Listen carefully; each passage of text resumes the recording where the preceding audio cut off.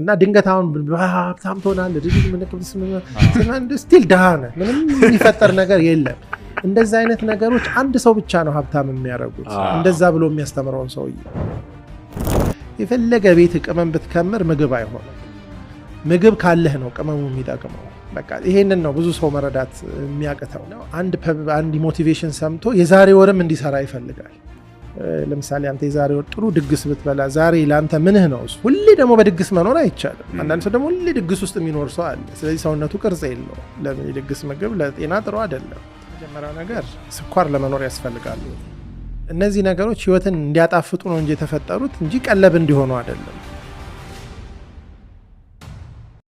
እኔ እንደና ማመሰለ የመጀመሪያው ነገር ስኳር ለመኖር ያስፈልጋል ወይ ማስፈልግ አክቹአሊ በጣም ሊጎዳ ይችላል ማር በተፈጥሮ ውስጥ ግን የሚጣፍጡ ነገሮች አሉ በጥንቃቄ ካላያስካቸው ከሌላ ምግብ ይልቅ ጥርስህን ሊጎዱት ይችላሉ ወይት ላይ ኢምፓክታቸው ይኖራል እነዚህ ነገሮች ህይወትን እንዲያጣፍጡ ነው እንጂ የተፈጠሩት እንጂ ቀለብ እንዲሆኑ አይደለም አሁን ብዙ ሰዎች በሞቲቬሽናል ስፒች እና በሰልፍ ሄልፕ አዲክትድ ሆነው እዛ ውስጥ ተዘፍቀው የሚኖሩ ሰዎች አክቹአሊ ይጎዳሉ አንዱ አንፎርቹኔትሊ እነዚህ ሃርድ ወርከር የሆኑ ላይፍን ታግለው የሚያሸንፉ ሰዎች የዚህ ነገር አዲክት አይደሉም ሲፈልጉ ይጠቀማሉ ሳይፈልጉ አይጠቀሙም አንፎርቹኔትሊ አንዳንድ ሰዎች ደግሞ እዚህ ውስጥ በመኖር ራሳቸውን የሚያጽናኑ ሰዎች አሉ አንዱ የዚህ ችግር ምንድነው እንደዚህ አይነት ሰዎችን በጣም ስለሚስብ በኋላ ሃርድ ወርክ ላይ ያሉ ሰዎች ታግለው ይሄን ይጠቀማሉ ግን ሲጠቀሙ አታያቸው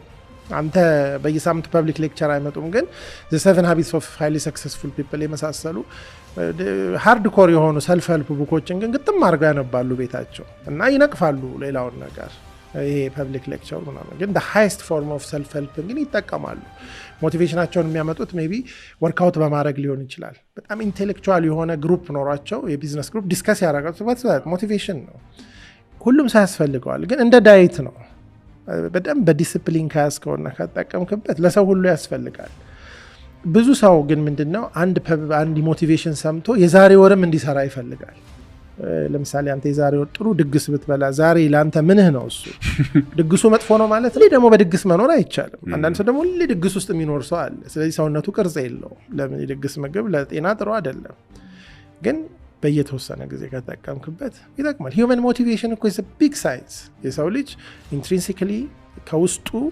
በሞቲቬትድ መሆን አለበት ደግሞ አብዛኛው ሰው የውስጥ ሞቲቬሽኑን ገና ስላላሰለጠነ ወይ በዱላ ወይ በካሮት ነው የሚኖረው ወይ ደሞዝ ይሰጠዋል ወይ ቅጣት ፈርቶ ወይ ደሞዝ ፈልጎ ነው የሚኖረው ግን ሶሳይቲን ከዚህ ካላሻገርከው ወደ ክሪኤቲቭ ዞኑ ወደ አንተርፕረነር ማይንድሴት አይገባም አንተርፕረነርሺፕ ላይ ያሉ ሰዎች ለደሞዝ አይሰሩም ለምሳሌ ቅጣትን ፈርተው አያቆሙም አይደለ እነዚህ ሰዎች ሌላ ኢንስፓይሬሽን ዞን ውስጥ ገብቷል ይሄ ሞቲቬሽን ዝም ብሎ አይመጣም የሌሎችን ታሪክ በመስማት ሌሎች የሄዱበትን መንገድ በማየት ሞክሮ በመውደቅ የመሳሰሉ ነገሮች አሉና ይሄ ሞቲቬሽናል ስፒች ብቻ አይነትና ይሄ በጣም ገና ስስ የሆነና ሻሎ የሆነ ነገር ስለሆነ እንዳልኩ ነው ገና ፉሊ አፕሪሺየት ሳናደርገው የጠላነው ነገር ስለሆነ ነው እንጂ በጣም ብዙ ሪች የሆነ ጠቃሚ ነገር አለው ብዬ አስባለሁ እንደ ቅመም አስበው አሁን አንተ ቡና ቅመም የወጥ ቅመም የዳቦ ቅመም አለ ያንን ቅመም ግን ልብላው ብትል ይሆናል ብቻውን አትበላው በጣም አስቀያሚ ቴስት ነው አሁን ለምሳሌ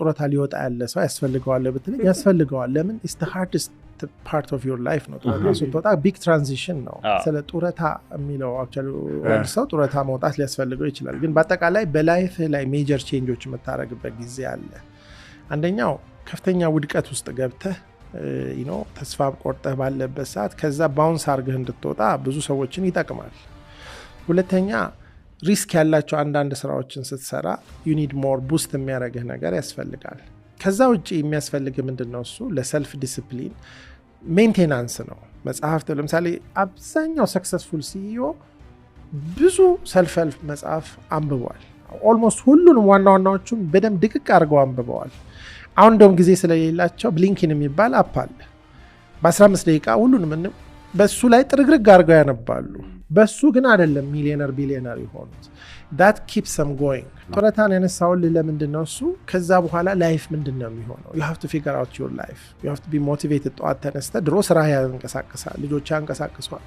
አሁን ቤቱ ባዶ ነው ጡረታ ወጣሃል ሜቢ ቮለንቲር ማድረግ ሊኖርብህ ይችላል። ሜቢ የሆነ አይነት ሰው መርዳት። ለዛ ግን መነሳሳት እንዲኖርህ አይዲያ ያስፈልጋል። አንዱ የአይዲያ ሶርስ ስለሚሆን ነው። ስለዚህ ለሰዎች ይሄ ነገር አፕሊኬሽኑ ብዙ ነው። አንፎርቹኔትሊ ግን ሌላ በላይፍ ላይ ያሉትን ግዴታዎችን፣ ሃርድ ወርክን፣ ዲስፕሊንን፣ ኢንቴግሪቲን ይሄ አላል ጨዋነትን አይተካም። የፈለግከውን ይሄን ነገር ብታቅ የፈለገ ቤት ቅመም ብትከምር ምግብ አይሆንም። ምግብ ካለህ ነው ቅመሙ የሚጠቅመው። በቃ ይሄንን ነው ብዙ ሰው መረዳት የሚያቅተው። እና ድንገት አሁን ሀብታም ትሆናለህ ስቲል ድሃ ነህ፣ ምንም የሚፈጠር ነገር የለም። እንደዛ አይነት ነገሮች አንድ ሰው ብቻ ነው ሀብታም የሚያደርጉት፣ እንደዛ ብሎ የሚያስተምረውን ሰው። ለምን የሰዎችን ጉድለት ነው ኤክስፕሎይት የሚያደርገው። the only one who can be rich ከዚህ አይነት ቢዝነስስ ያንን ሰው የሚያስተምር። ለምን ሰዎች የትም አይሄዱም፣ ፎልስ ሆፕ በጣም አደገኛ ስለሆነ። ስለአሁን ለምሳሌ the 7 habits of highly successful people ስቴቨን ኮቬ የሚባል ሰው የጻፈው መጽሐፍ ዝም ብሎ ከልቡ አውጦ አልጻፈውም። በጣም ሪሰርች አለው ከበስተጀርባ። በጣም ብዙ ሰክሰስፉል ሰዎችን አጥንቶ ነው። ለምሳሌ ቲንክ ኤንድ ግሮው ሪች የሚል ናፖሊዮን ሂል የጻፈው መጽሐፍ አለ። ብዙ ኮንትሮቨርሲ ያለው ግን በጣም ፋሲኔቲንግ ነው። እሱ ካርኒጌ የሚባል መልቲ ሚሊዮነር የሆነ ሰው ብዙ ፈንድ ሰጥቶት በአሜሪካን ሀገሩና በአውሮፓ ውስጥ በጣም ስኬት ያላቸውን ሰዎች ኢንተርቪው አድርጎ በጣም ኤግዞስቲቭሊ አድርጎ የዛን ጭማቂ ነው የጻፈው።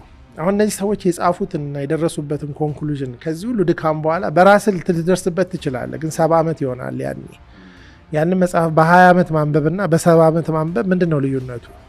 እንዲህ ባወቅኩት ኖሮ ትላለህ። ስለዚህ እነዚህ ሰዎች እኮ የእድሜያቸው ጭማቂ ነው ይሄ ጽሁፍ። ግን ደግሞ በጣም ቺፕ የሆኑና አገሩን የሞሉ ሌሎች ጽሁፎችና መጽሐፎች የሉም ማለት አይደለም። በጣም ኃይል ከ50 መጽሐፍ ላይ በልጡ ይችላሉ የሚያስፈልጉ። እነዛ ላይ ግን ሲሪየስ ሆነ እንደ ሶፍት ስኪል ማግኛ። አሁን ለምሳሌ ዳንኤል ጎልማን የጻፈው ኢሞሽናል ኢንቴሊጀንስን ማንበብ ዌስት አይደለም። we are full of emotion ሁላችንም እንደሱ ማለት። ለምሳሌ ዘንድሮ ማትሪክ ፈተና አሰጣጡ ተቀየረና ስንት ፐርሰንት አለፈ? የተማሩት ትምህርት አንድ አይነት ነው ሞሮለስ ሁላችንም። በነገራችን ላይ አንድ ሰው ምን አለ፣ ያው ፈተና አሰጣጡ ነው እንጂ የተቀየረው ድሮም ቢሆን። አሁን እኛ ለምሳሌ 180 ሺህ 200 ሺህ ነበር በእኛ ጊዜ ማትሪክ የሚወስደው። ከ10 ሺህ በላይ ዩኒቨርሲቲ አይገባም ወይም 20 ሺህ። ይህም ማውራ የዛሬ 30 ዓመት ነው አካባቢ። ሌላው ከ200 ሺህ 180 ሺህ ምን ሆነ? እና አሁን ሬጉላር ትምህርትም ላይ ስታየው ብዙ የተለየ ነገር አይደለም። ሶሳይቲ ቤል ሼፕ ነው። በአንድ በኩል በጣም ሃይሊ ሰክሰስፉል አለ፣ በጣም ደግሞ ሃይሊ አንሰክሰስፉል የሚሆኑ ሰዎች አሉ፣ ከስኬት ውጭ የሚሆኑ። አብዛኛው ሰው ግን ይኖራል። አሁን እነዚህ እኛ ተሳካላቸው የምንላቸው ሰዎች ቢዝነስ አቋቁሞ ያተረፉ የትልቅ ተቋም ሲኢኦ የሆኑ ግን ትዳራቸውን በትክክል የሚመሩ ልጆቻቸውን በትክክል የሚያሳድጉት ተሳካላቸው ሊባል ይችላል? ዲፕሬሽን ውስጥ ሆነው ወጥተው ስራቸውን እየሰሩ ግን ድምጻቸውን የማታውቃቸው ሰዎች ተሳካላቸው። እነሱን እኮ እንደ ስኬት ስለማናያቸው ነው። አክቹዋሊ ቤል ሼፑ ላይ ይሄ ትልቁ እንትኑ የግራፉ መሀል ላይ ያለው ህዝብ አይጮህም፣ አያወራም፣ ይኖራል። እዚህ ጋር ያለው በጣም ሃይሊ ሰክሰስፉል የምትለውን ሰው ተሸክሞ ሰክሰስፉል ያደረገው እሱ ነው።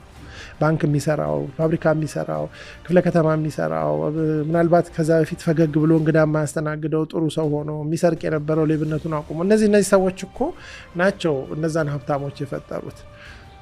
ይሄ ነገር ቢኖርም ባይኖርም ሰክሰስፉል የሚሆኑት ሰዎች ፎር ሜኒ አዘር ፋክተር ሰክሰስፉል ይሆናሉ። ያ ነገር አረጋቸው ልንል አንችልም። ያ ነገር ጨምሮላቸው ሊሆን ይችላል። በቃ ሶሳይቲ ሁል ጊዜ እንደዚህ ነው።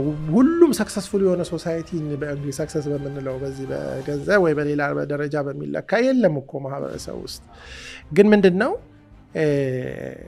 ወደዚህ ማለት በጣም ደሃ ቢሆን ወደዚህ በጣም ሀብታም ቢሆን ግራፉ እንዳለ ሳይቀየር ቅርጹ ወደዚህ ሽፍት እያደረገ ይመጣል።